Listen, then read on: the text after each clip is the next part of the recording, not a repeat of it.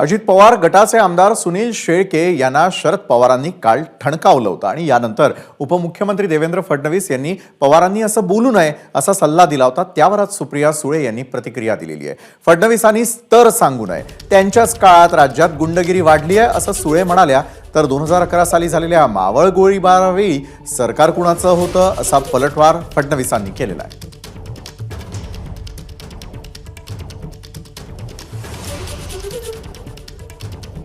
खरं म्हणजे पवारसाहेब मोठेच आहेत।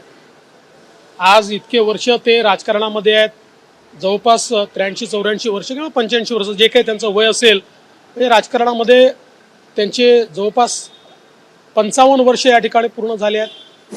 तर या स्तराच्या नेत्यांनी एका साध्या आमदाराला अशा प्रकारे जर धमकी दिली असेल तर ती योग्य नाही आहे। जर अशा प्रकारे त्या आमदारांना धमक्या द्यायला लागले तर मला असं वाटतं कुठेतरी त्यांचा जो स्तर आहे तो खाली येईल।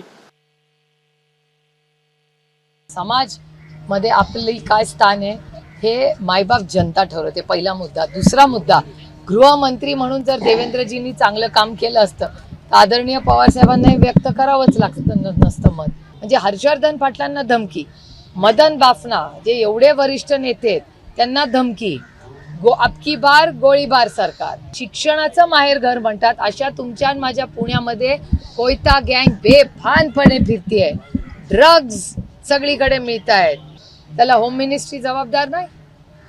मग होम मिनिस्टरनी स्वतःचं काम जर चांगलं केलं असतं तर आम्हाला कुणालाही बोलायची वेळच आली नसती।